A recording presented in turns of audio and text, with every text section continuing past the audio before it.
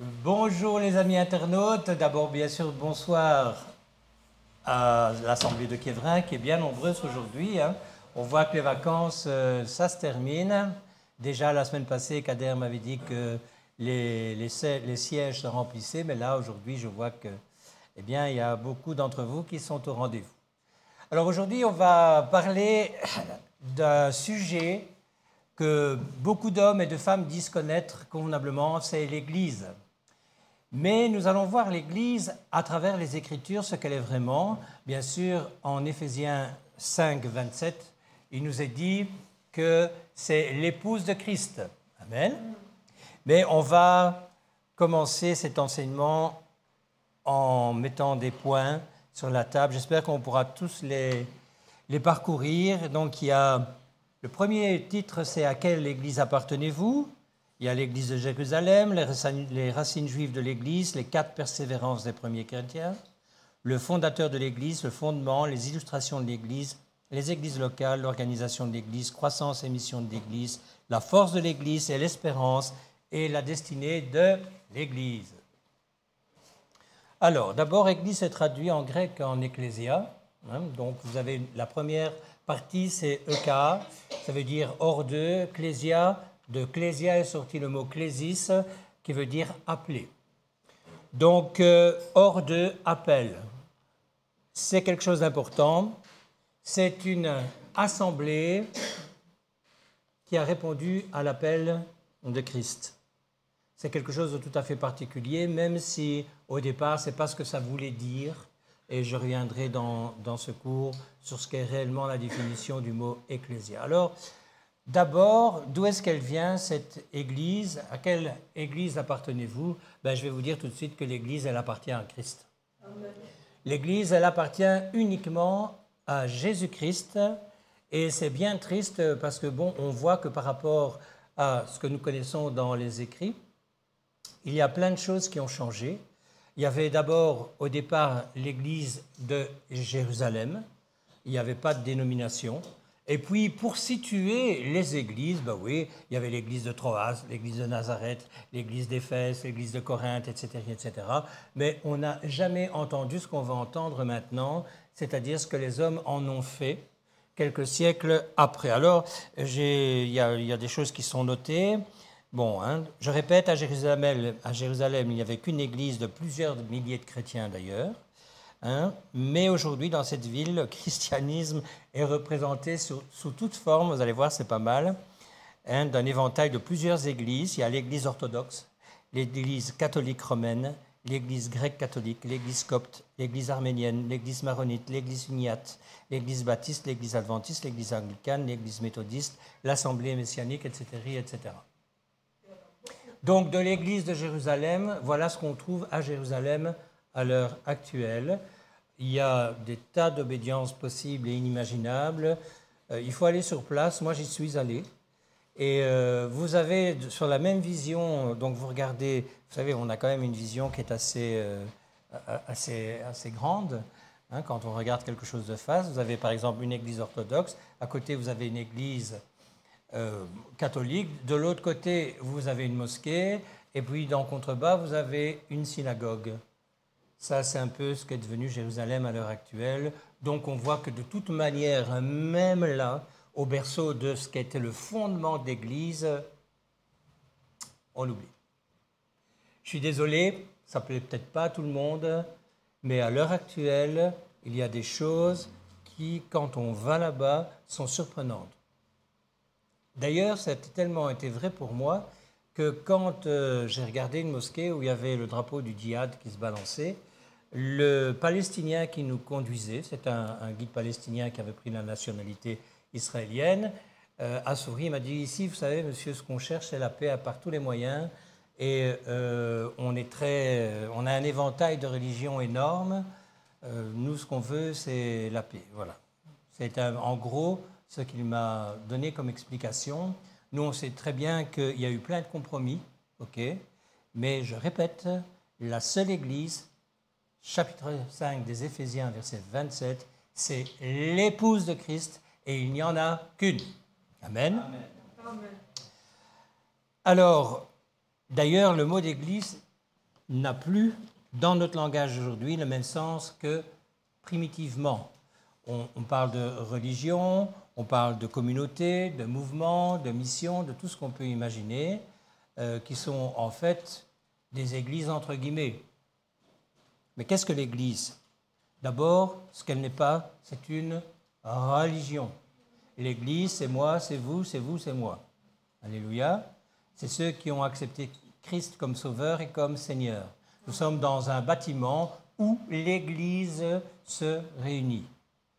Alors oui, c'est vrai qu'au-dessus de la porte, il est marqué Église évangélique parce qu'il faut qu'on se situe par rapport aux gens du monde, mais je suis tout, bien sûr je suis un évangélique, c'est sûr, mais je suis surtout un pentecôtiste. Voilà. Alors si je mets maintenant Église évangélique pentecôtiste et que parmi vous, il y en a qui me disent, et il y en a, je suis messianique, donc on va mettre Église évangélique pentecôtiste messianique. Ça va devenir comique au bout de la 5e ou 6e discussion. Et non, on peut pas faire ça. Ok? Connaître la vraie Église, c'est celle qui appartient à Jésus-Christ. Amen. Alors, qu'est-ce qu'il nous dit Jésus? Il nous dit dans Matthieu 28, verset 19-20, « Faites de toutes les nations des disciples et enseignez-leur à observer tout ce que je vous ai prescrit. » On n'a pas à déroger, on n'a pas à aller visiter la droite et puis la gauche et faire notre petite soupe tranquillement. C'est ce que les hommes font depuis des siècles et on sait où ça nous mène. Si on reste dans ce que Jésus nous demande d'être, il y aurait toujours qu'une seule église de Jérusalem qui aurait fait des petits et nous appartiendrions à l'église de Jérusalem, comme l'église de Corinthe, l'église d'Éphèse, etc., etc. C'est ce qu'on appelle en gros l'église universelle. Bon, alors maintenant, il est évident qu'on peut quadriller, le monde il est grand quand même, hein, je ne sais pas si vous savez, mais on est presque, ou on a même dépassé, je ne sais plus, les 8 milliards d'habitants. Forcément, on peut mettre un peu d'ordre dans tout ça. Donc, on voit qu'il y a une voie tracée dans la Bible. L'important n'est pas l'appellation, mais l'enseignement qui est donné dans le bâtiment où l'Église se réunit. Si la doctrine est respectée, elle fait partie de l'Église de l'épouse de Christ. Amen. Alors, l'Église mère, j'en ai parlé, c'est l'Église de Jérusalem. Pourquoi? Parce que c'est l'Église idéale. C'est celle qui nous est donnée comme fonctionnement le plus précis que l'on puisse trouver dans les actes, notamment des apôtres. C'est quelque chose de bien spécifique. Et on va parcourir un petit peu tout ça bibliquement, voir exactement comment Jésus a mis les choses au point. Mais en tout cas, l'Église de Jérusalem, c'est la référence sur laquelle on doit s'appuyer. Je vous lis un texte dans Actes 1, 13 à 14. Après l'avoir vu disparaître dans une nuée, ils descendirent le mont des Oliviers, traversèrent le torrent de Cédron, se rendirent à Jérusalem et montèrent dans la chambre haute où ils se tenaient d'ordinaire. Bon, cette chambre haute, aujourd'hui, on pourrait l'appeler salle de réunion. C'était des salles qui n'étaient pas souvent très grandes, mais il y en avait des grandes, puisque bon, on sait que dans les actes, il y avait 120 personnes qui se sont réunies. Donc c'était au moins une salle comme celle-ci, sans les piliers, et peut-être un peu plus grand, j'en sais trop rien, hein, je ne sais pas s'ils étaient assis, debout, mais on voit qu'il n'est toujours pas parlé, en tout cas d'église, en parlant de bâtiments. Ce sont des bâtiments où l'Église se réunit. Alors, on voit dans Actes 1, 14, que c'était une grande pièce, je viens de le dire, où le nombre de personnes réunies était plus ou moins de 120 personnes. Qu'est-ce qu'ils faisaient? Ils priaient d'un commun accord. Ils attendaient à Jérusalem comme Jésus le leur avait demandé. Quoi? Que le Saint-Esprit descende sur eux. Une église sans Saint-Esprit, ce n'est pas une église. Amen. Les deux font partie d'un seul bloc. Là encore, on me dira, mais non. Moi, je vous dis, mais si. Parce que de plus en plus, Dieu me permet de voir les fonctionnements d'église. Déjà dans ma fonction à Antioche ou ailleurs d'ailleurs, mais j'ai encore vu et entendu à Poitiers des choses qui sont inadmissibles. Ou pour se mettre au diapason du monde, on ne peut plus parler en langue, on ne peut plus faire ceci, on ne peut plus prier pendant les cultes, on ne peut plus prier. Enfin, à un moment donné, il faut que ça s'arrête. Alors, je ne suis pas un délateur, mais je dénonce ce qui devient insupportable pour ceux qui fonctionnent avec l'Esprit Saint.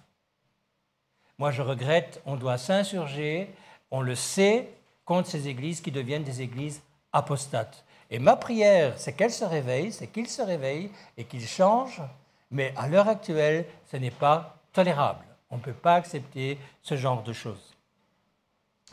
Alors, on sait que le message de l'Évangile partit comme une flèche par rapport à l'attouchement du Saint-Esprit, puisqu'il y a eu plus de 3000 personnes qui se sont converties quand Pierre et les autres disciples l'ont reçu, le Saint-Esprit. Amen. Donc, l'Église, le démarrage de l'Église, c'est le Saint-Esprit. S'il n'y a pas le Saint-Esprit dans l'Église, l'Église n'est qu'un... Ça peut être pas mal, hein? Vous savez, je vais vous dire franchement, il y a des églises où il y a beaucoup de connaissances, où ils vont respecter un tas de rites, où ils vont faire des concerts exceptionnels, où quand il y a beaucoup d'argent, ça sera même tellement agréable que les gens ne voudront plus aller ailleurs. Mais le message de l'Évangile, le message de Christ, le vouloir de Christ, de faire de l'Église son épouse, n'existe pas. Et ça, c'est grave. Donc, en fait, il y a une partie de doctrine qui peut être acceptable, mais l'autre ne l'est pas du tout. Et nous, qui faisons partie de l'Église, on doit pouvoir faire la différence avec ces autres églises, mais que je n'appellerai pas église. Que j'appellerai communauté, peut-être, mais communauté de quoi et de qui? C'est la bonne question. Le livre des Actes des Apôtres, c'est la genèse de l'Église, je vous l'ai dit. Et je vous le répète, c'est le modèle que le Seigneur a choisi pour que nous ne nous trompions pas de voie.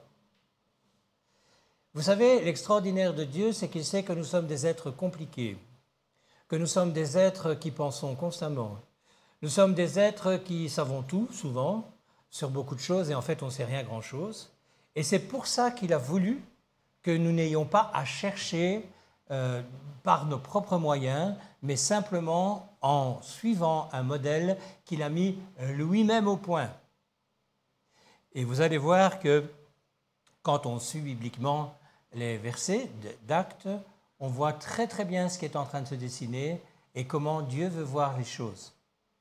Parce que nous, notre travail, c'est de plaire à Dieu tous les jours. Ce n'est pas de nous plaire à nous-mêmes, ou ce n'est pas de plaire aux autres, ou aux hommes, que sais-je, mais c'est de lui plaire. Alors, qu'est-ce que Jésus a dit à ses apôtres? On voit ça dans Acte 1, au verset 8. « Vous recevrez de la puissance quand le Saint-Esprit viendra sur vous, et vous serez mes témoins. » Donc l'Église, ça va être les témoins de Christ. Le jour de la Pentecôte, dès qu'ils furent revêtus de la puissance du Saint-Esprit, qu'est-ce qui se passe? On le voit, ils vont témoigner hardiment, comme jamais ils ne l'ont fait. Je vous signale que peu de temps avant, ils se cachaient. Et il y avait de quoi avoir peur par rapport à l'époque dans laquelle ils traversaient et qu'ils vivaient. Hein? Alors, on voit dans Acte 4, 33, les apôtres rendaient avec beaucoup de force témoignage de la résurrection de Jésus. Et c'est comme ça que le message de Jésus fut propagé d'abord à Jérusalem. On voit ça dans Acte 5, 28, mais puis dans toute la Judée, dans toute la Samarie, en Galilée et au-delà d'Israël par après. On sait très bien qu'il s'est servi de l'apôtre Paul, mais d'un tas d'autres personnes. Et même, là aussi on le verra, il y en a qui sont allés en Asie et en Afrique. À l'époque, c'est extraordinaire. On voit que l'église de Jérusalem est en ses cordages. Ils vont aller un peu partout. Et c'est suite à un ordre que Dieu leur donne dans Marc 16, verset 15. Allez et prêchez l'évangile à toute créature. Ça, c'est la mission de l'Église. Ça, c'est notre travail à nous, principalement. OK? Alors, là aussi, on n'aime pas ça, et pourtant, désolé, mais les racines de l'Église sont absolument juives. Tout démarre de là.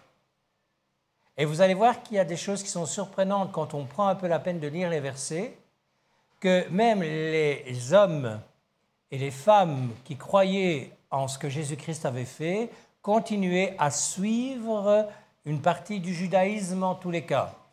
Je n'ai pas dit tout, mais il y en a même qui étaient très, très, très, encore pointilleux dans les synagogues sur ce qu'ils faisaient avant. Et on voit même qu'à un certain moment, ils voulaient faire rentrer les païens, ou les prosélytes, appelez-les comme ça plutôt, puisqu'il y avait aussi beaucoup de Grecs qui se sont mélangés avec les Juifs, mais qui sont nés là-bas. Enfin, c'est toute une histoire, hein, la Grèce et Israël.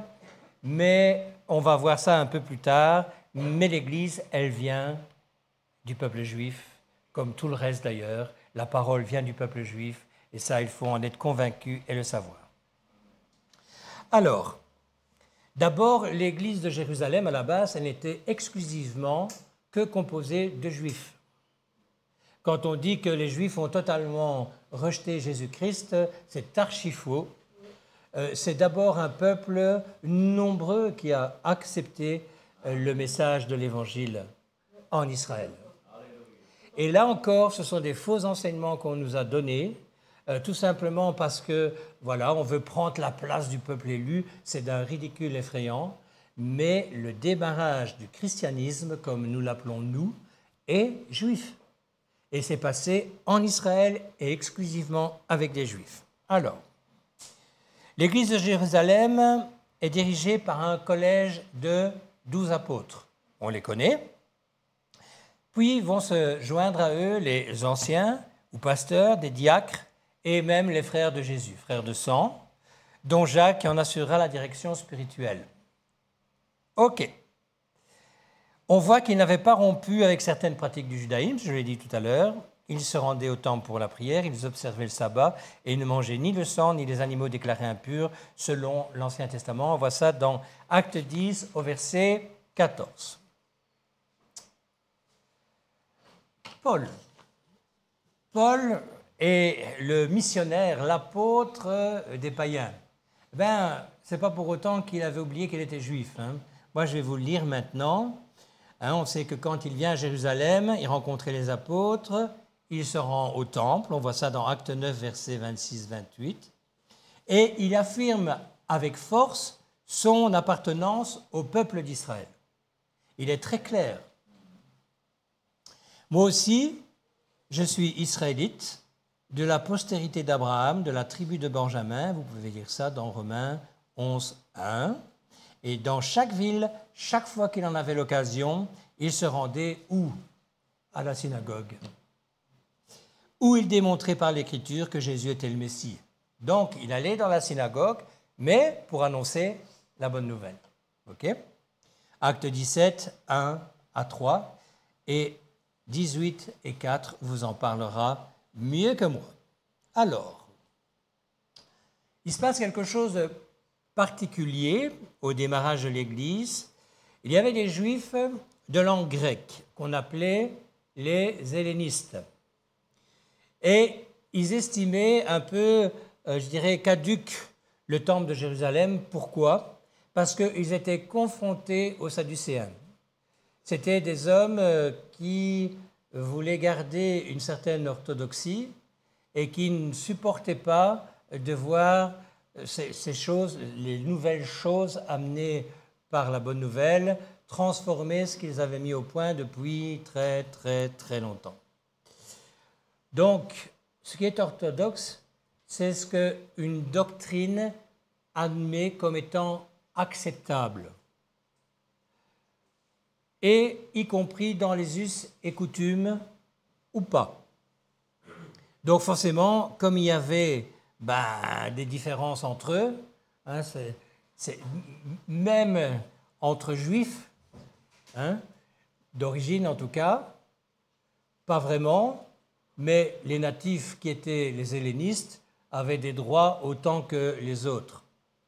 Mais les Sadducéens disaient non, non, nous on va rester comme on est, on ne veut pas que vous veniez amener du feu étranger. Alors, qu'est-ce qui se passe? Eh bien, il y a un conflit entre les Juifs hébreux et les Juifs hellénistes.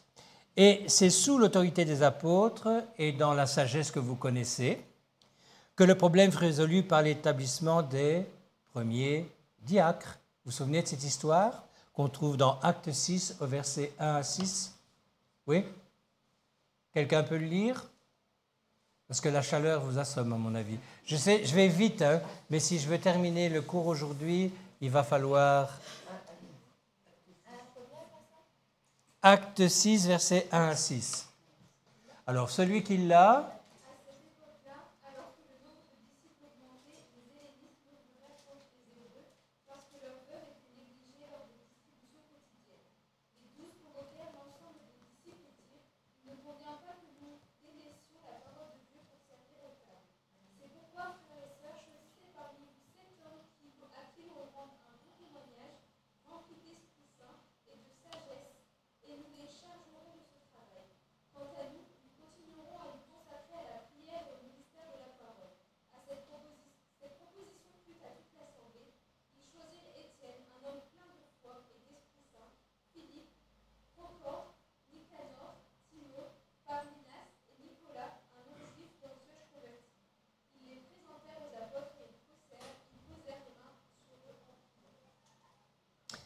Voilà.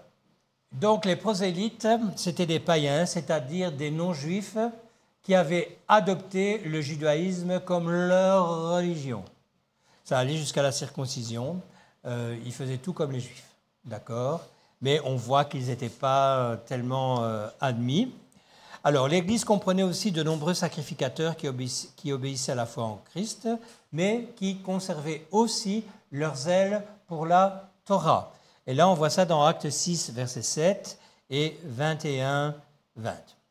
Il y en a d'ailleurs plusieurs qui exigeaient la circoncision des païens, et on sait qu'à un certain moment, ça a même occasionné des frictions entre les apôtres. Et bien sûr, ce qu'ils voulaient, c'est observer la loi de Moïse, et vous voyez ça dans Acte 15, versets 4 à 5. Heureusement que les apôtres et les anciens purent se réunir et prendre en fait une bonne décision. C'est celle que l'Évangile annonce, c'est par la grâce que nous sommes sauvés. Amen. Et pas par tous ces rites-là. Et ça, c'est très très important. Pourquoi? Parce que c'est de là que va s'amplifier le mouvement de la bonne nouvelle sur des bonnes bases. Même s'il y a eu des difficultés, on va le voir, mais le démarrage de l'Église, le fondement de l'Église, c'est le salut par la grâce et certainement pas par la loi, par les œuvres ou par ce que vous voulez. Amen. C'est très, très, très clair. Alors, on voit ça dans Acte 15, versets 9 à 11. Et on voit qu'après discussion, pour les nouveaux convertis non-juifs, la seule chose qui leur a été demandée, c'est donc de respecter la loi nochaïque, donc de Noé. C'était extrêmement court. Vous pouvez lire ça dans Acte 15, verset 9. Non, Acte 15, verset 20.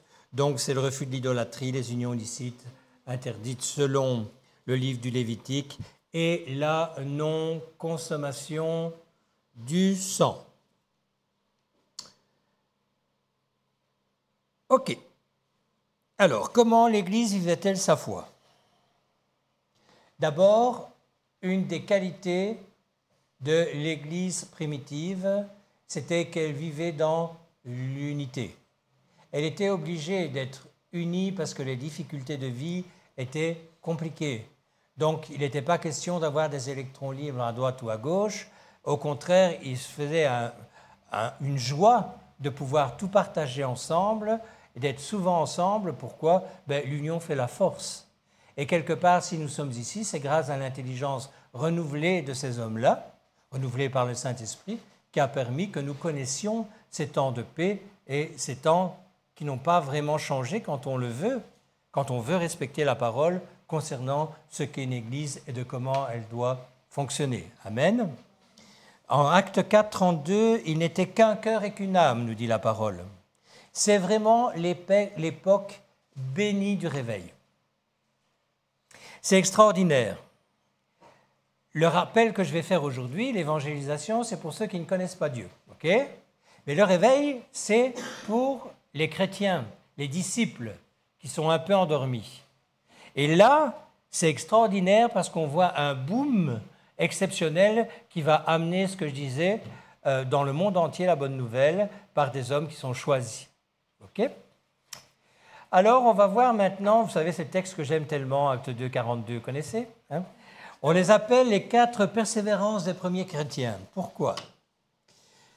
Ils persévéraient dans l'enseignement des apôtres, la communion fraternelle, la fraction du pain et les prières. Il faut savoir que, à l'époque, ce que les apôtres disaient était la règle à suivre. On ne discutait pas. On peut remarquer dans les écrits que ceux qui fonctionnaient dans l'Église étaient d'accord dans ce que l'Église décidait. Et ce qui est extraordinaire, c'est qu'on voit bien sûr qu'il y a des ennemis de l'Église déjà à ce moment-là, dès le début, mais ceux qui fonctionnent avec l'Église sont des hommes qui ont compris le pourquoi du fonctionnement. Ok ? Et ça fait beaucoup. Et c'est pour ça qu'il leur était donné cette possibilité de persévérer. Parce qu'ils savaient que ce qu'ils faisaient, c'était bien. Persévérer dans un péché, dans un mensonge, dans quelque chose qui n'est pas à la gloire de Dieu, c'est mal. C'est idiot, surtout pour quelqu'un qui a reçu la vérité. Quand tu as reçu la vérité, tu vas persévérer, même si c'est difficile, parce que tu sais qu'au bout du compte, c'est le meilleur qui t'attend. Amen. Et l'Église doit être ce mouvement, ce corps de Christ, cette épouse de Christ qui nous amène chacun à l'épanouissement que Dieu désire, parce qu'il veut que nous nous épanouissions. Mais pourquoi ? Pour vous servir personnellement ? Non, non, pour servir les autres.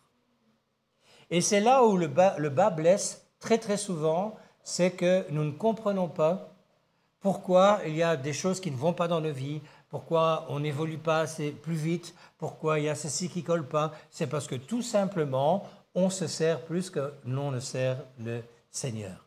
Ça, il faut bien le comprendre. Les apôtres transmettaient ce que le Seigneur leur avait enseigné, comme le disait l'apôtre Paul dans 1 Corinthiens 11, 23. « J'ai reçu du Seigneur ce que je vous ai enseigné. » C'est aux apôtres qu'a confié Jésus-Christ l'enseignement. Qu'on le veuille ou non, c'est eux qui, à la base, doivent enseigner l'Église. Oui, après, on verra, il y a des différences, on a chacun des appels différents, il y a des évangélistes, il y a des pasteurs, il y a des prophètes, tout ce qu'on veut, mais l'apôtre est censé poser le fondement de l'Église. Amen. Et c'est d'ailleurs pour ça que dans l'Église des Actes, on voit que l'apôtre et le prophète travaillent ensemble. L'apôtre pose le fondement et le prophète il donne une direction. Amen. Alors, rappel, ces persévérances deviendront les 4 piliers fondamentaux de l'Église. Pourquoi ? Si un de ces piliers manque, l'Église est bancale. Et c'est pour ça que c'est très dangereux d'écouter n'importe quoi sur Internet, parce qu'il y a des hommes et des femmes qui sont malgré tout fondés sur 3 piliers. Il y en a un qu'on a laissé de côté parce que ça ne nous intéresse pas, mais il y en a 3 qui sont bons. Et ces 3 piliers-là peuvent nous amener dans la fausse doctrine. Parce que s'il manque un des piliers de la vérité, ils vont le remplacer par leur pilier. Qu'est-ce que c'est qu'un électron libre ? C'est quelqu'un qui n'écoute pas l'enseignement des apôtres. Il n'a personne au-dessus de lui, ça ne l'intéresse pas. Par exemple, j'ai entendu dernièrement, on n'a plus besoin de la parole de Dieu, c'est l'Esprit qui guide. Ah là, ah là, ah là, là, l'enseignement des apôtres nous dit encore le contraire. Même quand des hommes remplis du Saint-Esprit comme Paul reconnaissent qu'il est obligatoire d'aller voir dans les Écritures le véritable homme de Dieu, la véritable femme de Dieu, donc ce qu'il disait aux chrétiens de Bérée, c'est qu'ils vont le faire. Ils vont aller vérifier si effectivement ce que Paul disait, rempli d'esprit, on pouvait le trouver dans la Bible. Amen. C'est très, très, très important. C'est ça le fondement de l'Église de Christ. Et il n'y en a pas d'autre. Alors, la communion fraternelle, ce n'est pas quelque chose qui a une durée momentanée. La communion fraternelle, elle dure toute la vie. Et elle dure toute la vie éternelle. Toute la vie ici-bas et toute la vie éternelle. En fait, quand tu rentres dans une dimension d'appartenir à une assemblée, tu appartiens au corps de Christ, tu vas rentrer dans une dimension de lier des liens qui sont plus forts que les liens de sang. Pourquoi? Parce que ce sont des liens d'esprit. Mais pas n'importe quel esprit, ce sont des liens d'Esprit Saint. Et c'est plus ton sang ou le sang de ta famille qui coule, c'est le sang de Jésus-Christ qui coule en toi. Alléluia. On voit que cette vie communautaire qui a été vécue à Jérusalem était exceptionnelle dans ces temps-là. C'est les premiers temps où on voyait tous ces hommes, toutes ces femmes vivre ensemble continuellement. Ils faisaient tout ensemble. Mais forcément, ils se connaissaient bien, ils étaient forts. C'est ça, c'est ce que je disais tout à l'heure. L'union fait la force, c'est dans la communion fraternelle. Moi, quand je suis désespéré, vous savez ce que je fais? Ça m'arrive, hein? On peut être fatigué, on peut être triste, des situations qui sont lourdes. Ben, je téléphone à un frère, à une sœur, ou j'envoie un petit message. Simplement, le fait de rentrer dans la dimension d'échanger, ça fait du bien. Pourquoi? Parce qu'on sait que là, on ne sera pas trahi, que là, on va être compris, que là, il n'y aura pas de discussion, au-delà de celle que Dieu nous permet de se fortifier, de s'exhorter soi-même. OK? La fraction du pain, grande discussion. Il faut la prendre quand, la fraction du pain? Une fois par an, à la Pâque? Une fois par mois? Tous les dimanches? Chaque fois qu'on mange? Qu'est-ce qu'elle nous dit, la parole de Dieu, à ce niveau-là? Comment est-ce qu'on peut l'interpréter? Ou est-ce qu'on ne doit pas l'interpréter? Premier degré? Deuxième degré? La fraction du pain, aujourd'hui, on l'appelle la scène. Qu'est-ce que c'est que la scène? C'est un rappel que Jésus lui-même a demandé à ses disciples d'effectuer. Est-ce que dans les écrits, il nous a dit une fois par mois, une fois par an, une fois toutes les semaines? Il n'y a rien du tout de marqué. Je vais vous lire ce qui est marqué, mais c'est pour après. D'abord, pourquoi est-ce qu'on peut l'apprendre quand on en a envie? D'abord, il n'était pas possible de prendre le repas au temple. C'est quelque chose qui n'existait pas. Au temple, on ne mangeait pas. Donc, c'est dans les maisons que se pratiquait la fraction du pain, la scène. Premier point. D'abord, au départ, ceux qui étaient encore très judaïsants, et il y en avait beaucoup, ils se réunissaient une seule fois à la Pâque pour se remémorer ce repas pascal. Donc, d'un côté, le temple, on ne peut pas. Ceux qui judaïsent encore, même nés de nouveau, parce qu'il y a des judaïsants nés de nouveau, que ça nous plaise ou pas, j'en ai rencontré. C'est bizarre, mais c'est comme ça. Mais c'est quand même des judaïsants qui font passer la grâce avant toute chose et ne sacrifient plus comme le judaïsme leur donnait de le faire. On appelle ça, Michel, peut-être tu me reprends, mais les messianiques, n'est-ce pas? Voilà. Alors, qu'est-ce que nous dit Acte 2, 46? Ils rompaient le pain dans les maisons, donc la fraction du pain, ils rompaient le pain dans les maisons et prenaient leur nourriture avec joie et simplicité de cœur, louant Dieu. Donc là, on ne nous est plus parlé d'une fois à la Pâque, c'est chaque fois qu'ils se réunissaient. Alors, Hébreux 10, 10. Le geste de rompre le pain était le signe par lequel ils manifestaient leur foi au salut donné par l'offrande du corps de Christ. Donc c'était un rappel qu'ils se permettaient de faire quand ils en avaient envie. On sait que l'Église n'existerait pas sans la croix. Okay? Si nous sommes ici, c'est par le sacrifice de Jésus-Christ. Sans ce sacrifice au calvaire, il n'y a pas d'Église. Pourquoi? Parce qu'il n'y a pas d'épouse de Christ. Moi, je dis que me rappeler tous les dimanches ce qu'il a fait pour nous, quand on partage le pain, n'a rien de mauvais. Et je dirais même que c'est peut-être une des traditions, écoutez bien ce que je vais dire. J'ai dit peut-être, et je n'en fais pas une doctrine, je parle pour moi. C'est une des traditions évangéliques que je préfère le plus. Parce que chaque dimanche, soit parfois des semaines chargées, ça ne devrait pas, mais on sait ce qu'est la vie, n'est-ce pas?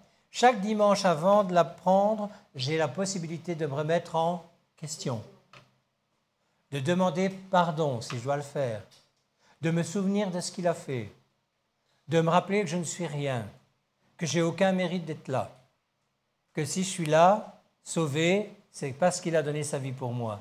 Alléluia. J'aime prendre la Sainte Seine et la partager avec les frères et les sœurs chaque dimanche. Alors maintenant, est-ce que je suis dans l'erreur? Je ne pense pas. Vous savez pourquoi? À chaque fois, il y a une joie qui sort de moi. Et cette joie-là, je sais qu'elle n'est pas naturelle. Tout ce que nous faisons sans conviction est péché. Tout ce que nous faisons avec conviction, joie, paix, où est le problème? Jésus-Christ n'est pas venu abolir la loi, d'accord? Il est venu l'accomplir. Et quelque part, les amis messianiques, il y a peut-être des choses qu'il faut apprendre aussi des amis évangéliques. Amen. Faites ceci en mémoire de moi, il dit. Luc 22, 19. Une fois par an? Bah non, moi j'aime pas. Ce sera plus. Alors, la prière. Il priait dans la chambre haute. Acte 1, verset 14. Il priait dans le temple. Acte 3, verset 1. Il priait dans les maisons. Acte 12, verset 12. Louant Dieu. Acte 2, verset 47. Bien sûr que l'Église n'existe pas et ne s'agrandit pas sans la prière. Frères et sœurs, on le sait, on a la chance d'avoir des sacrées équipes ici. Je suis heureux de voir le nombre de personnes qu'il y a en face de moi. Et les lundis, c'est pareil. C'est une église vivante. C'est l'épouse de Christ. Alléluia. Et parce que nous sommes l'épouse de Christ, forcément, on va prier. Parce que nous savons que nous sommes dépendants de lui. Il y a aussi nos prières, notre reconnaissance, rendre grâce. C'est quelque chose qui fait fonctionner le corps de Christ sainement et saintement. Alléluia. La prière, elle ne doit pas être occasionnelle. Non, non. Elle doit être fervente. On ne vient pas que prier que les lundis. On doit être des hommes et des femmes de prière. Pourquoi? Parce qu'on a besoin constamment de la direction du Seigneur. Et le Seigneur, quand on lui parle, eh bien, il nous répond. Si on ne lui parle pas, il peut nous parler, mais si on n'écoute pas, ça ne sert de rien. On doit avoir cette relation particulière avec le Seigneur. La prière, on l'a entendu combien de fois, mais c'est vrai, c'est le poumon de l'Église, c'est ce qui la fait vivre, c'est ce qui la fait respirer. Dans la prière, on voit les demandes exaucées. On sait qu'on ne prie pas en vain. On sait que cette relation avec le Seigneur lui fait plaisir et c'est pour ça qu'il faut persévérer dans la prière. Amen. On peut prier tout seul dans sa chambre, mais on voit que dans Acte 4, 24, ils élevaient la voix tous ensemble à l'unisson. Ils sont ensemble. Il y a plusieurs manières de prier. Et on peut même aller plus loin, on peut rentrer dans l'intercession. C'est encore un degré supplémentaire. L'intercession, c'est vraiment prendre un sujet à cœur qu'un quelqu'un, par exemple, ne peut pas porter parce qu'il est trop faible dans la foi. C'est là où le fort peut aider le faible dans la foi. c'est amener cet homme ou cette femme au trône de la grâce avec ses demandes et continuer le combat jusqu'au moment où il y a l'acceptation, l'exaucement de la prière. Je pense à notre courrier de tout à l'heure. Il y a des fois où on ne comprend pas que les personnes ont besoin d'être portées. C'est notre travail de les porter parce qu'elles ne sont plus capables. Vous allez me dire, oui, mais il y en a qui sont rentrés dans le péché. Oui, et alors? On n'est pas là pour juger, on est là pour aller récupérer avec notre Seigneur la brebis qui se perd. Amen. Ça, c'est notre travail. Il est déjà jugé. Il n'a pas besoin de mon jugement en plus. Quand vous dites à un alcoolique, c'est pas beau ce que tu fais. Vous croyez qu'il a besoin d'entendre ça? Par contre, tu lui dis, moi je connais quelqu'un qui peut t'aider, là c'est différent. Et là, il va t'écouter. Amen. Amen. La prière dans les moments extrêmement difficiles, et c'est souvent là où on a du mal. Acte 16, 21. Vers le milieu de la nuit, Paul et Silas priaient et chantaient les louanges de Dieu, et ils furent délivrés miraculeusement. Mais quand on est fatigué, quand on est épuisé, quand on a donné tout ce qu'on avait dans le sang, et qu'on n'est plus capable, on est content d'avoir des frères et des sœurs qui prient pour nous. Amen. Apprenons à prier les uns pour les autres. C'est là où on verra la gloire de Dieu dans notre assemblée. Amen. Alors, qui est le fondateur de l'Église? Il n'y a pas de secret, je vous l'ai dit tout à l'heure. Matthieu 16, 18. Jésus dit à l'apôtre Pierre, « Je bâtirai mon Église. » Amen. Il dit « je » et personne d'autre, ni Paul, ni Pierre, c'est moi qui bâtis mon Église.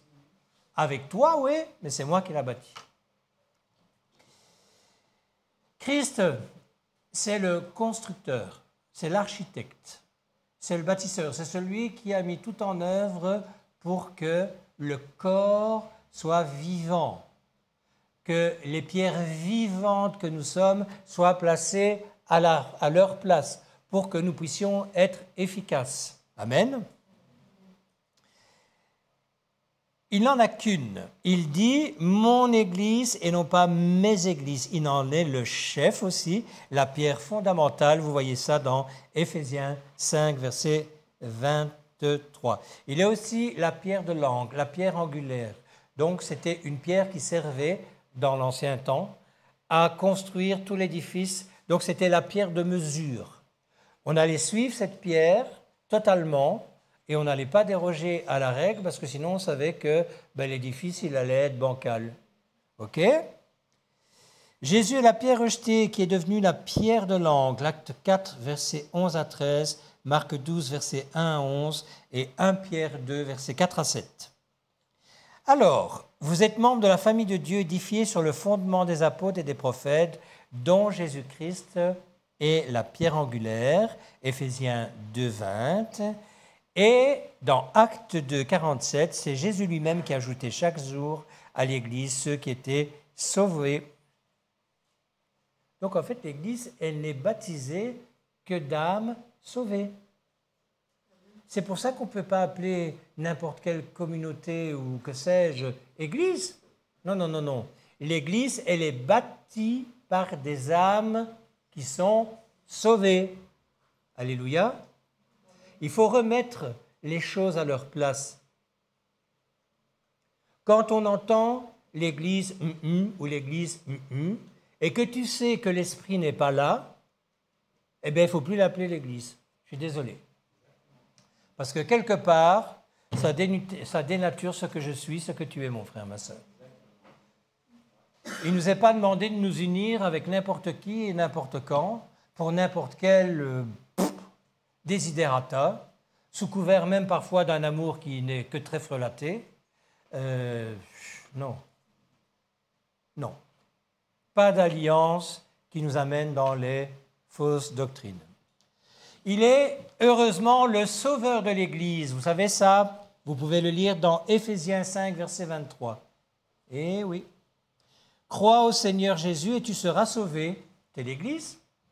Acte 16, verset 31, dit l'apôtre Paul, ô geôlier de Philippe.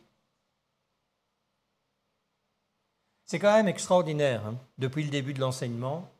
On se rend compte que, en fait, Jésus est l'Église. Il est la tête de l'Église. C'est pour ça que je vous disais qu'on ne peut plus nommer certaines communautés églises. Moi, j'ai de plus en plus je vieillis, un grand respect pour le nom de Jésus, de Yeshua. Et je ne veux plus l'entendre mettre, à toutes les sauces, sous couvert d'amour, de compréhension, ou même de pseudo-évangélisation. Ce n'est pas en te mélangeant avec ceux qui vont à l'encontre des évangiles que tu vas amener quelqu'un à Jésus-Christ, au salut, à la reconnaissance qu'il est sauveur, mais surtout Seigneur. Alléluia. Si vous croyez que Jésus-Christ est mort pour vous, à votre place sur la croix, et que son sang versé vous a racheté à grand prix, vous lui appartenez, c'est dans 1 Corinthiens, verset 6-20. Ça, c'est la base, le fondement de l'Église. L'Église des rachetés des sauvés n'appartient pas aux hommes, mais à Jésus seul. Amen. C'est pour ça, frères et sœurs, que quand tu dis mon Église, non, c'est son Église, ce n'est pas la tienne. Tu fais partie d'une assemblée où il a son Église. Plus je vieillis, plus j'aime entendre parler dans l'assemblée du Christ de frères et de sœurs. J'avais déjà beaucoup de mal à supporter les titres, mais j'en ai de plus en plus marre des titres. Parce que les titres nous empêchent d'être humbles. Les titres nous empêchent de voir comme Jésus-Christ voit l'autre. Les titres nous amènent à nous croire supérieurs aux autres, alors qu'en fait, le seul supérieur, c'est Jésus-Christ. C'est lui qui a tout fait. Qu'ai-je fait? Accepter le sacrifice de Jésus-Christ. Je pense que ce n'est pas trop difficile. Je crois que c'est lui qui a fait le plus difficile. Oui? Non? Amen. Jean 10, 14. Jésus connaît quelles sont les brebis qui lui appartiennent, qui font partie de son troupeau. Et il y a une chose que je voudrais aussi vous rappeler, c'est Éphésiens 1, 22, c'est que c'est Dieu qui a donné Jésus pour chef suprême à l'Église. Il ne s'est pas nommé lui-même chef suprême, c'est Dieu qui l'a nommé. C'est l'Éternel chef suprême. Amen. Alors, on va terminer ce chapitre par Matthieu 16, 18, et ça doit vous faire plaisir ce que je vais vous lire. Les portes du séjour des morts ne prévaudront pas contre mon Église. Donc on n'a rien à craindre, parce qu'on est du bon côté. On est l'Église. Amen. Tu veux que je redonne Matthieu 16, verset 18?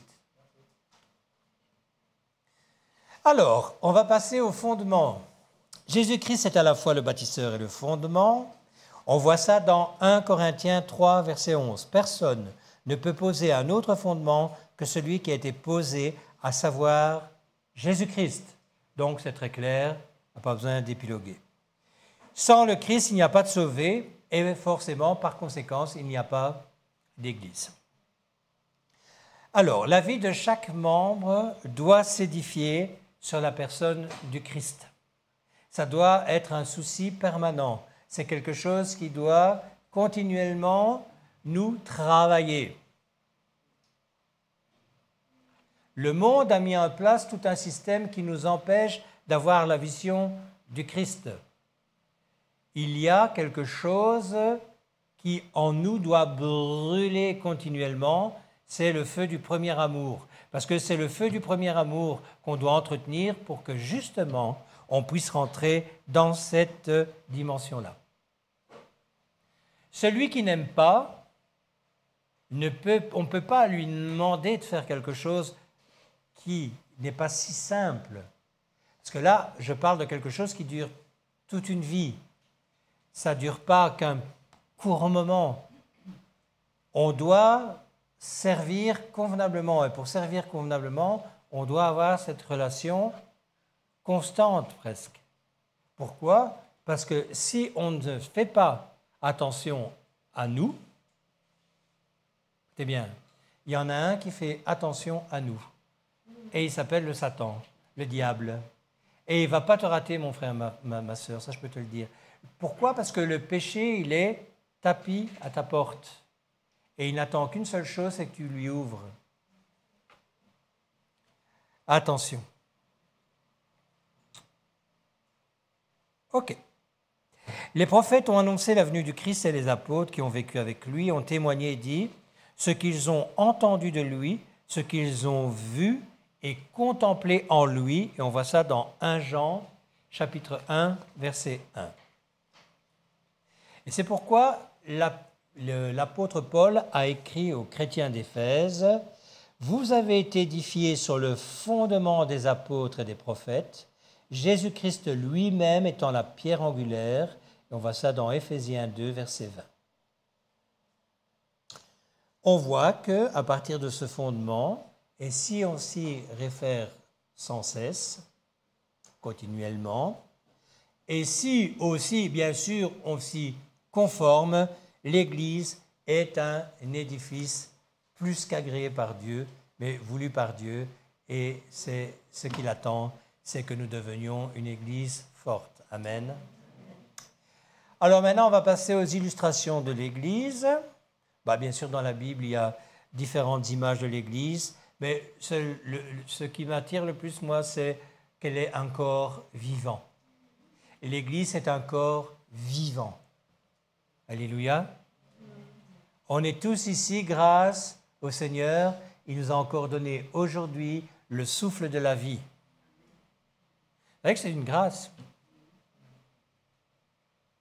Quand je suis allé à Poitiers avec mon beau-fils, on a vu un grave accident et les pompiers étaient en train de couvrir une énorme nappe de sang. Il ne fallait pas être fallait pas être prophète pour savoir que la personne, vu ce qu'elle avait perdu, n'était plus de ce monde. On ne sait pas de quoi elle sera fait demain. Par contre, on sait exactement ce que Dieu attend de nous maintenant. Dieu a donné Christ comme chef suprême à l'Église qui est son corps. Éphésiens 1, 23. Et cette comparaison d'Église à un corps, elle met en relief 3 points. L'union du Christ et de l'Église. Il veut qu'on soit unis à lui. Et on en a parlé ici, je ne sais pas combien de fois, la dépendance du corps à Christ. On doit devenir dépendant de lui. C'est ce qu'il attend. Parce que quand on est dépendant de lui, ça veut dire qu'il a pris la place du moi, de mon moi qui n'est pas bon, du moi qu'il veut remplacer. Pourquoi le Saint-Esprit? Là aussi, je sais que vous avez déjà compris pour la plupart, le Saint-Esprit n'est pas là uniquement pour nous faire des chatouillis, mais oui, bien sûr, quand il est là, particulièrement dans la louange, dans l'adoration, on a cette joie immense d'être à proximité, mais il est là aussi pour nous faire respecter notre engagement. Amen. Le fait que l'Église est un organisme animé par la vie du Christ en nous, si on l'a accepté, si on a été baptisé de son Saint-Esprit, le Saint-Esprit de Jésus, le Saint-Esprit de Dieu,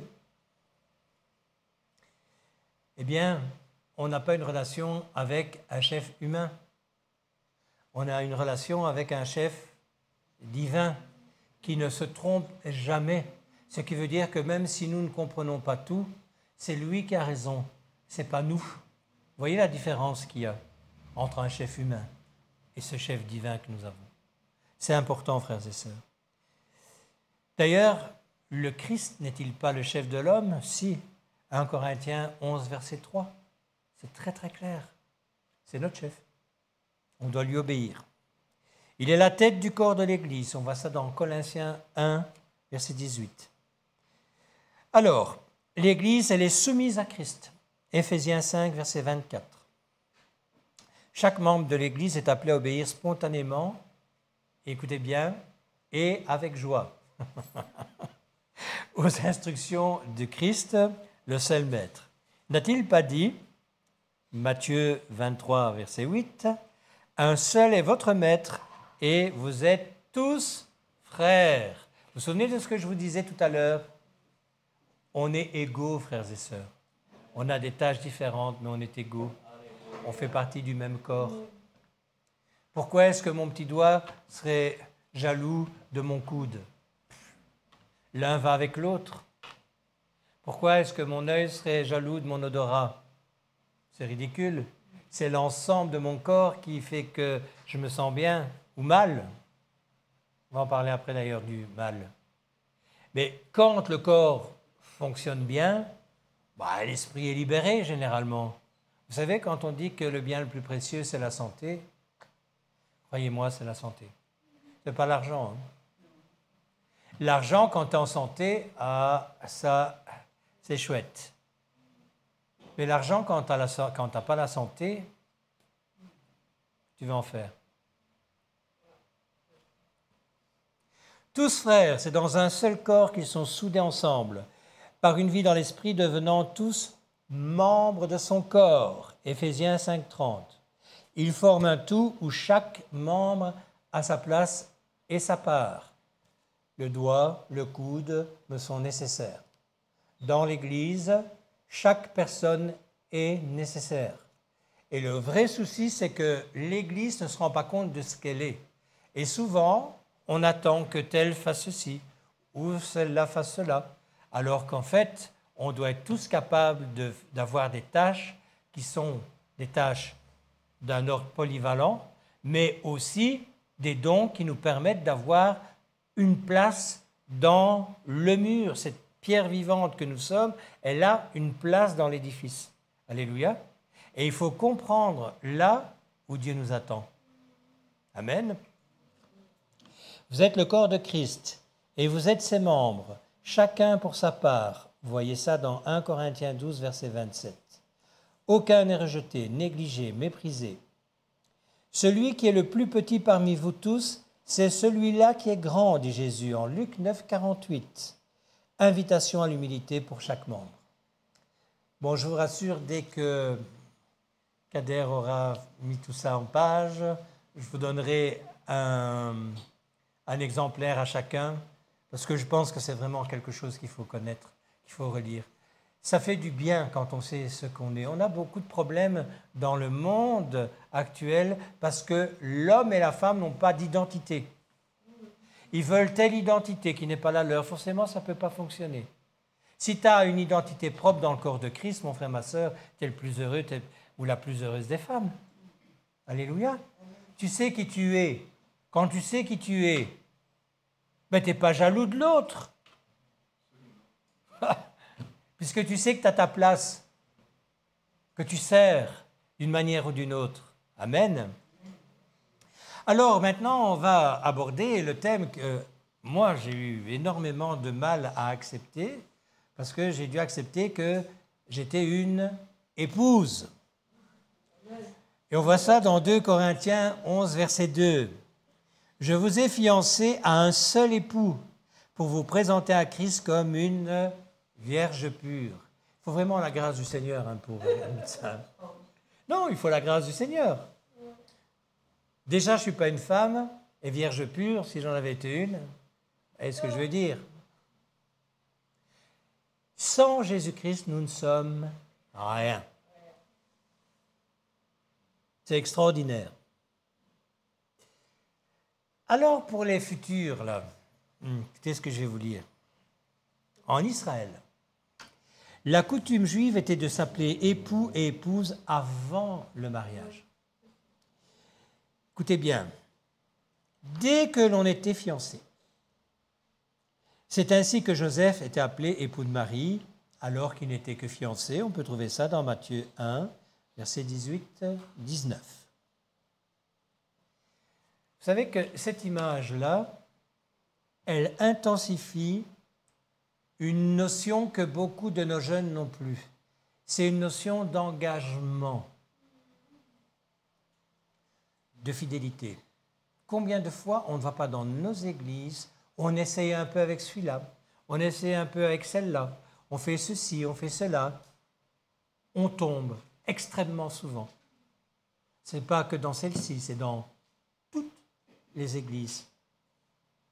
Il y a quelque chose, les jeunes, que vous devez apprendre. C'est le courage de l'engagement. Quand on s'engage, on doit être courageux. Pour une simple et bonne raison, tout engagement va coûter un prix. Et selon l'engagement que vous aurez choisi, petit prix, moyen prix ou grand prix. Et à partir du moment où vous vous engagez dans un mariage, quand vous vous fiancez, croyez-moi que le Seigneur va vous mettre à l'épreuve. Oh non, il est bon le Seigneur, oui, il est très bon, ça je sais. Attends, il te fait un cadeau exceptionnel. C'est une grâce d'avoir un époux ou une épouse, hein? D'accord? Et il n'aurait pas le droit de te mettre à l'épreuve, de voir quelle est réellement la personne que tu es par rapport à cet engagement que tu prends. Là, ce ne serait pas le Seigneur que moi je connais. Plus tu demandes, plus il te sera demandé. Et avoir le cadeau d'un mariage, c'est une grosse demande.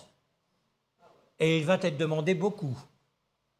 Et celui-là, celui d'être correct vis-à-vis de ta fiancée, de ton fiancé, de ton futur époux, de ta future épouse, c'est clair et net. Tu vas avoir... Vous voyez ce que je veux dire? À vous de tenir bon. Alors, écoutez bien. L'Église vierge pure est déjà appelée épouse. Elle appartient à son époux Jésus-Christ qui a donné sa vie pour elle, on s'en souvient. D'où le parallèle employé par l'apôtre Paul lorsqu'il parle de mariage aux Éphésiens. Le mari est le chef de la femme, comme Christ est le chef de l'Église qui est son corps et dont il est le sauveur. Dans le mari est le chef de la femme, dans ma traduction, chef ne prend pas de majuscule quand il parle de l'homme. Par contre, quand on parle de Christ, il est le chef avec un C majuscule. Il y a une différence. Or, de même que l'Église est soumise à Christ, les femmes aussi doivent l'être à leur mari en toutes choses. Marie, aimez vos femmes comme Christ a aimé l'Église et s'est livré lui-même pour elle. Les maris doivent aimer leurs femmes comme leur propre corps, car personne n'a haï sa propre chair, mais il la nourrit et en prend soin comme Christ le fait pour l'Église, parce que nous sommes membres de son corps. Parce que nous sommes membres de son corps. Qu'est-ce qu'il a dit? -5. Ce mystère est grand, je dis cela par rapport à Christ et à l'Église, Éphésiens 5, versets 23-30. Je rappelle que les fiançailles ont pour aboutissement les noces. On ne joue pas avec ça. On ne peut pas jouer avec ça. Amen.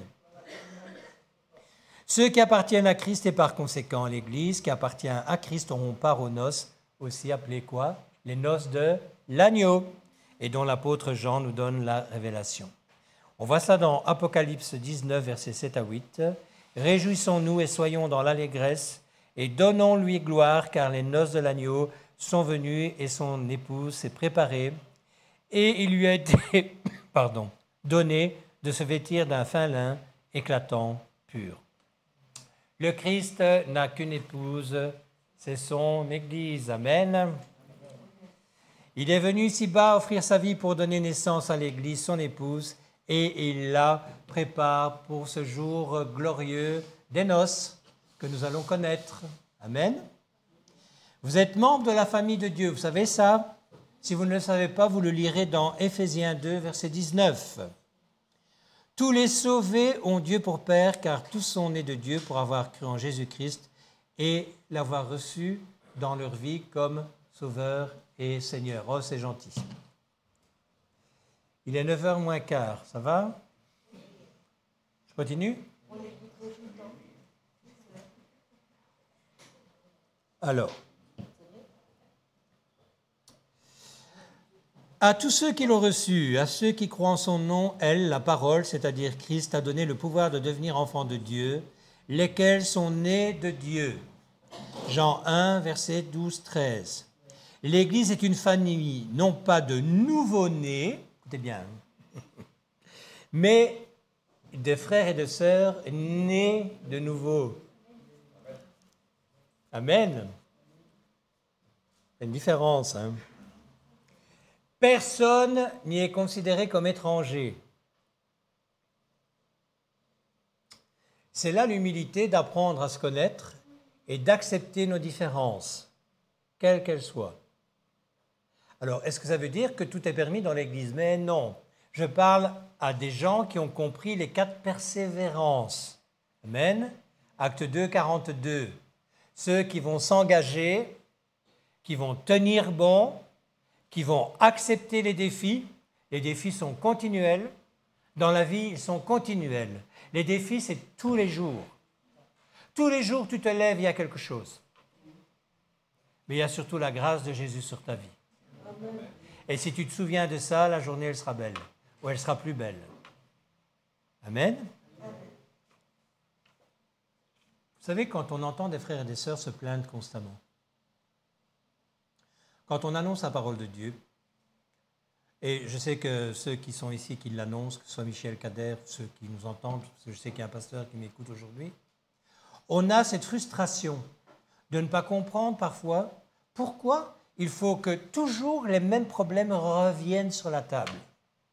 Il y en a qui, il n'y a rien à faire, tu peux passer un temps considérable avec eux, les aider, leur expliquer, il n'y a rien à faire. Ils restent dans cette gangue de boue qui les empêche d'avancer. Mon frère, ma sœur, écoute bien, si tu as Jésus-Christ dans ta vie, et si tu marches avec lui, tu vas te sortir de tes problèmes. Tu sais pourquoi? Parce que si toi, tu n'en es pas capable, lui, pour lui, ce sera quelque chose qu'il fera pour te montrer que si tu es dépendant de lui, si tu cherches d'abord le royaume des cieux, tout le reste va t'être donné en plus. Amen. C'est une grâce d'appartenir à la famille de Dieu et d'avoir Jésus-Christ pour frère, puisqu'il n'y a pas eu, de sa part, honte de nous appeler frères. Vous savez, vous trouvez ça dans Hébreux 2, versets 11, 12. Le Seigneur, il t'appelle frère. On sait que le mot frère est souvent mentionné dans le Nouveau Testament. Acte 21, 17, les frères nous reçurent avec joie. Acte 28, 14, nous trouvâmes à Pouzol des frères. 2 Corinthiens 8, 23, pour ce qui est de nos frères, ils sont envoyés des églises, etc. Nous faisons partie d'une famille tout à fait particulière, c'est celle de l'Éternel. Amen. Amen. Un autre point, une maison spirituelle. Eh oui, nous sommes un temple. 1 Timothée 3,15, sache comme il faut se conduire dans la maison de Dieu, qui est l'église du Dieu vivant. La maison de Dieu n'est pas l'église de pierre ou de briques ou un clocher, on le sait, il s'agit de nous.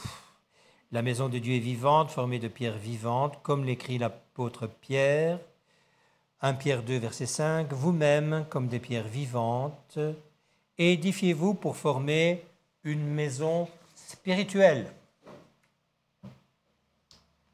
Bon, les pierres, elles ne tiennent que s'il y a du ciment. Oui ou non? Le ciment de la maison dont je parle, c'est l'amour. D'abord parce que l'amour, il couvre une multitude de péchés quand il est pratiqué comme il se doit.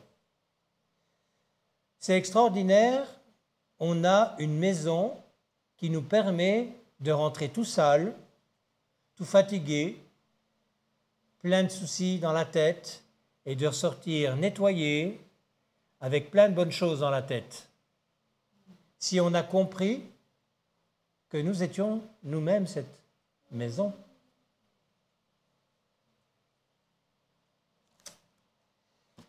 Qu'est-ce qui fait qu'une église ne fonctionne pas? C'est une église où on ne se parle pas. C'est une église où on ne communique pas. C'est une église où il y a des querelles, des animosités, du mensonge, des choses qui sont cachées. Vous savez, on parle toujours de mensonge. Quelque chose qui n'est pas dit est un mensonge. Si on sait que ça peut gêner le corps de Christ, c'est un mensonge. OK? Le Christ, il habite par la foi dans nos cœurs. On sait ce que c'est que la foi. Amen. Ces cœurs forment alors la maison de Dieu et l'amour y est répandu par quoi? Par l'Esprit. On voit ça dans Éphésiens 3, verset 17 ou dans Romains 5, verset 5. On voit que Moïse, dans Hébreux 3, versets 5 à 6, Moïse a été fidèle dans toute la maison de Dieu comme serviteur pour rendre témoignage à ce qui devait être annoncé, mais Christ l'est comme fils sur sa maison. Et sa maison, c'est qui? C'est nous! Je vous endors. Nous sommes sa maison et il n'en a qu'une, mes frères et sœurs. Le temple de Jérusalem s'appelait la maison de Dieu et un souverain sacrificateur se présentait dans le lieu très saint pour plaider auprès de Dieu en faveur de qui? Du peuple. Et nous encore. Maintenant, la maison de Dieu, c'est l'Église. Jésus y est établi comme souverain sacrificateur. Il intercède pour elle auprès de Dieu. Vous voyez ça dans Romains 8, verset 34 et dans Hébreux 9 au verset 11 et Hébreux 11, verset 28 à 29. Alors, un peuple. Jésus-Christ est lui-même livré pour nous, afin de nous racheter de toute iniquité et de se faire un peuple qui lui appartienne. On voit ça dans Tite 2, verset 14. Vous êtes un peuple acquis, écrit l'apôtre Pierre dans 1 Pierre 2, verset 9. Et on sait que Dieu a jeté les regards sur les nations pour choisir du milieu d'elles un peuple qui portera son nom, déclara Jacques, le pasteur qui présidait l'église de Jérusalem, devant toute l'assemblée des apôtres et des anciens.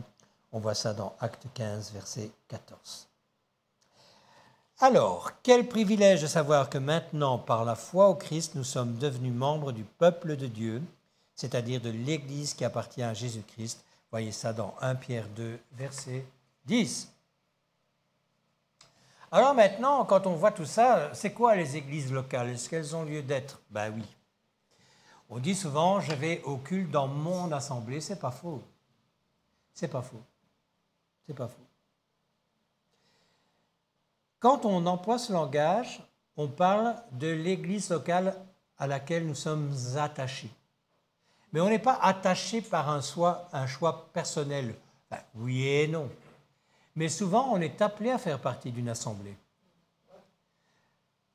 Je vous l'ai déjà dit, j'ai plus de 30 ans de vie de disciple, parce que mes 4 premières années, ce n'était pas vraiment ça, mais 30 ans, oui. À un moment donné, j'ai plus choisi mon assemblée. Le Seigneur m'a placé dans un endroit. Et j'ai dû accepter d'être placé dans cet endroit. Pourquoi? Parce que c'est dans cet endroit-là que j'ai grandi et qu'un pasteur m'a formé à devenir ce que je suis devenu. Bien sûr qu'il y a l'Esprit qui m'a parlé. Bien sûr qu'il y a mon étude personnelle. Bien sûr qu'il y a ce que j'ai pu entendre à droite et à gauche.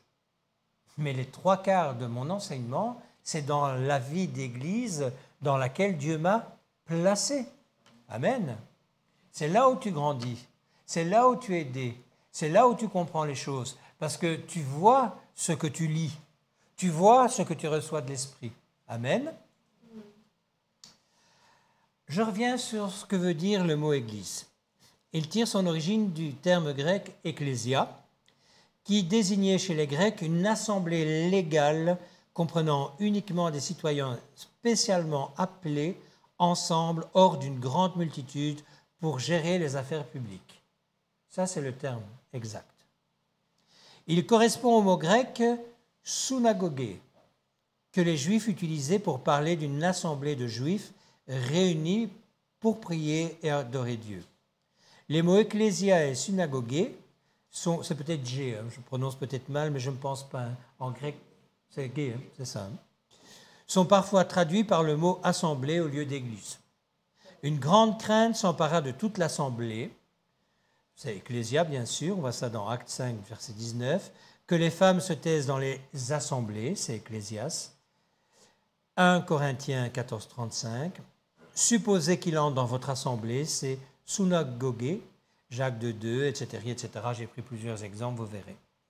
C'est dans son sens noble que le mot ecclésia est employé dans le Nouveau Testament, dans les écrits apostoliques, pour désigner l'assemblée d'hommes et de femmes qui sont devenus des disciples de Jésus-Christ. Okay? Pourquoi des églises locales? Au-delà de la signification du mot église, il faut distinguer deux faits. Il y a l'existence spirituelle de l'église, celle qui appartient à Jésus-Christ et dans laquelle le Christ nous introduit lorsque l'on est sauvé par la foi en lui. Et puis, il y a la réalité physique des assemblées des croyants en divers lieux. Lorsque l'Écriture dit que l'Église était en paix dans toute la Judée, en Samarie et en Galilée, on voit ça dans Acte 9, 31, cela signifie qu'il n'y a qu'une seule et même Église de sauvés, appelée les saints, et on peut lire ça dans Acte 9, verset 32.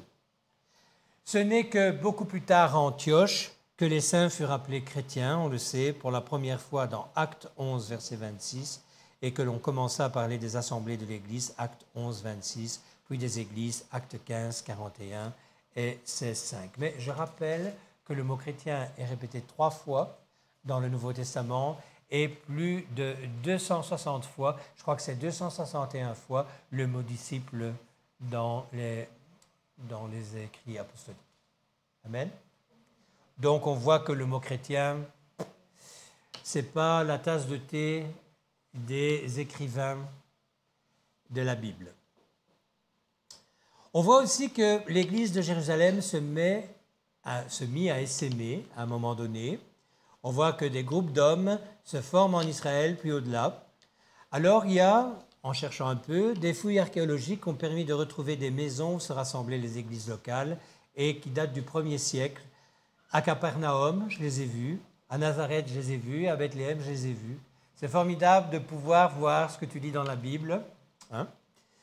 Alors, on sait que de ville en ville, de village en village, l'évangile s'est propagé, mais aussi à travers les pays d'Asie, d'Europe, d'Afrique.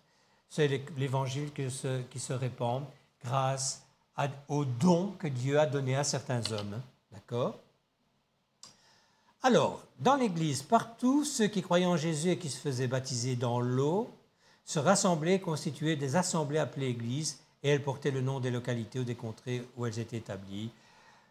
Alors, j'ai pris plusieurs exemples, l'église d'Antioche, Acte 11, 26, l'église de Chancheré, Romains 16, 1, l'église de Laodicée, etc., etc. Il y en a beaucoup. Elles étaient unies les unes aux autres. Elles étaient unies les unes aux autres. Par la même foi, le même Sauveur, le même Esprit est constitué l'Église, le peuple qui appartient à Jésus-Christ. Il y a peut-être temps de revenir à ces temps-là. Moi, je pense qu'il faut, dans les années qui viennent, que nous élargissions les cordages de nos tentes. On a commencé avec une église et on ne va pas arrêter là. On a besoin les uns des autres, on a besoin de s'unir parce que les temps qui arrivent vont être des temps extrêmement difficiles. Vous savez, les temps que moi j'ai connus ont été des temps difficiles. Les temps que mes enfants vont connaître vont être des temps très difficiles. Mais les temps de mes petits-enfants, oh là! On a intérêt à se mettre en tête que l'Église, là, le modèle des actes, il va bientôt falloir penser à le vivre. Et de plus en plus, les petits salaires, c'est un drame pour trouver un appartement ou une maison. Et même quand on a un beau salaire, quand tu as un salaire et que ta voiture tombe en panne, quand tu as une facture d'électricité inattendue, etc., etc., c'est quelque chose. Oui, non? Quand on est ensemble, pas plus simple? Ah, t'en fais pas, frère. Moi, j'ai une prime cette fois-ci. Oh, t'en fais pas, frère ou sœur. J'ai un champ que je vais pouvoir vendre. Ce n'est pas dans nos mœurs. Hein. Ce n'est pas dans les us et coutumes. La nouvelle Église, là, l'Église qui est en train de grandir en maturité et en nombre, elle va vraiment devoir s'y attacher hein, à cette pensée. Celui qui n'a pas compris ça n'a rien compris. Moi, tout seul dans mon coin, mon frère, ma sœur, dans les années qui viennent.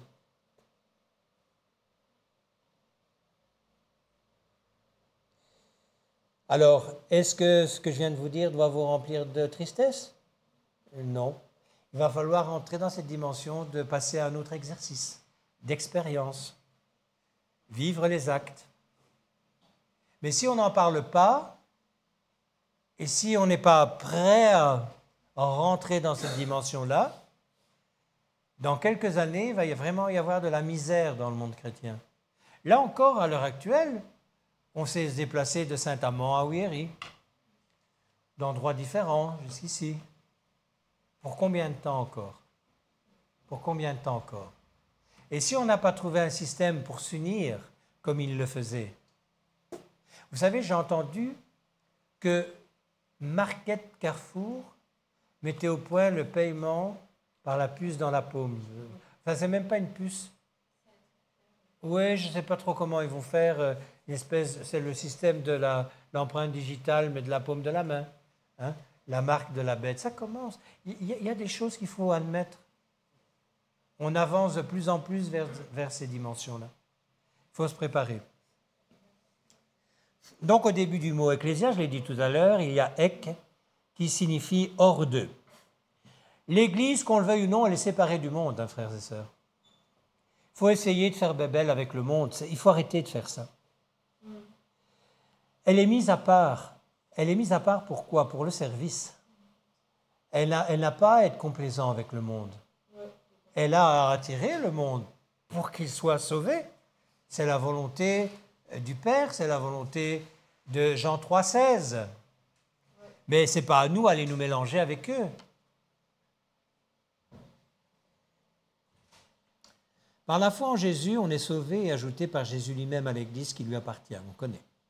Par le baptême dans l'eau, tout en obéissant au Seigneur, acte 2, 38, on se joint à l'Église locale comme cela se faisait au temps des apôtres. Écoutez bien, l'isolement est anormal, à moins bien sûr d'empêchement par la maladie, l'infirmité ou l'absence d'autres chrétiens dans le lieu où nous résidons, ou malheureusement déjà par manque de finances. Nous, on a un frère qui nous suit, vous voyez peut-être de qui je vais parler, qui habite un peu plus loin que Saint-Amand, il ne sait pas nous suivre autrement que par Internet. Il n'a pas suffisamment de moyens pour venir jusqu'ici. Le Seigneur a voulu que ceux qui lui appartiennent se réunissent. Il a lui-même posé la base de l'Église locale dans sa dimension minimum. Écoutez, Matthieu 28, 20, là où 2 ou 3 sont assemblés, écoutez les mots, en mon nom, je suis au milieu d'eux. Jésus-Christ est le Seigneur vivant, toujours présent dans l'Église, au milieu des siens, parce que c'est son plan. C'est quelque chose qu'il a voulu, c'est quelque chose qu'il a établi. Donc, ce que je vous dis aujourd'hui, par rapport aux actes, commencez à y réfléchir. Depuis un certain temps, on fait des choses avec un petit groupe de personnes au niveau de ce qui pourrait être éventuellement un besoin de survie. Mes frères et sœurs, il va falloir qu'on pense réellement à mettre en place déjà dans nos pensées le fait que oui, on va peut-être devoir un jour vivre ensemble. Parce qu'on n'aura pas les moyens de faire autrement.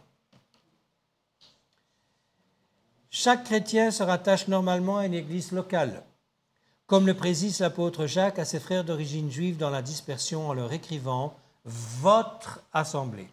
Jacques, chapitre 2, verset 2. Bien sûr, on n'a pas à négliger la nôtre, selon la recommandation de l'Épître aux Hébreux, Hébreux 10, 25. Ne l'abandonnons pas, d'autant plus qu'elle se conforme à l'enseignement des apôtres. Si c'est le cas, vous n'avez pas à quitter l'assemblée dans laquelle le Seigneur vous a placé. C'est un non-sens de faire ça. C'est un irrespect total de la volonté du Seigneur. Mais un irrespect total. C'est lui dire, je fais ce que je veux. Alors là, bonjour l'humilité. Alors, les lieux de réunion des églises locales. On voit que les membres de l'église mère de Jérusalem se réunissaient soit dans les maisons, soit au temple. On voit ça dans Actes 2, 46. Ils étaient chaque jour assidus au temple. Ils rompaient le pain dans les maisons. La maison de Marie, mère de Marc, où beaucoup de personnes étaient réunies et prient. Actes 12, 12.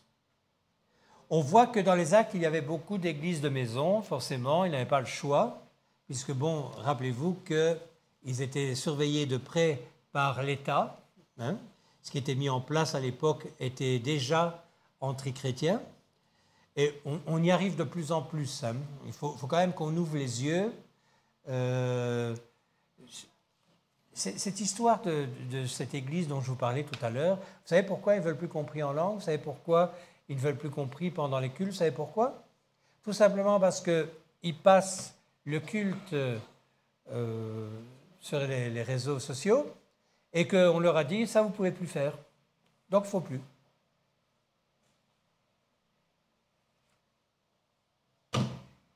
Oui, des choses que je ne comprends pas. Je n'arrive pas à admettre ça. Le mot église n'est jamais employé dans le Nouveau Testament pour désigner l'édifice. Les termes chapelle, cathédrale, basilique n'existaient pas dans l'Écriture sainte. C'est pourquoi lorsque vous dites « je vais à l'église », en réalité, vous allez dans le lieu où se réunit l'église. Réapprenons la valeur des mots, réapprenons à mettre les choses à leur place. Parce que quand on fait ça, on fait la différence avec ceux qui ne fonctionnent pas. Je ne dis pas ça pour dire que les autres ne fonctionnent pas bien. Mais si toi, tu fonctionnes bien, en tous les cas, tu seras un exemple pour ceux qui ne fonctionnent pas bien. Si tu te mélanges à eux, si tu dis oui, amen à tout, quelle est la différence? Paul disait, si je devais plaire aux hommes, ça fait longtemps que je ne prêchais plus l'évangile. On comprend ça. Alors, où est-ce qu'on trouve l'Église? D'où? Romains 16, 5, l'Église qui est dans leur maison. Corinthiens 16, 19, Aquilas et Priscille avec l'Église qui est dans leur maison, vous salue. Colossiens 3, 15, saluez Nymphas et l'Église qui est dans sa maison. Philémon, chapitre 2, c'est pratiquement tout le... À Philémon et à l'Église qui est dans ta maison. On voit que l'apôtre Paul loua une maison à Rome et y fit des réunions, acte 28, 30. Il avait auparavant souvent enseigné dans les maisons, acte 20, 20. Une fois, il célébra la Sainte Seine dans une chambre haute, au 3e étage d'une maison, acte 27, 12. Cela ne signifie évidemment pas que les églises doivent être aujourd'hui uniquement dans des maisons. On est super content d'avoir notre local, même s'il devient vraiment trop petit. Mais c'est quand même très agréable d'avoir un lieu où on peut se réunir. Et d'ailleurs, on le voit dans les actes, la maison où il se trouvait pouvait quand même réunir 120 personnes.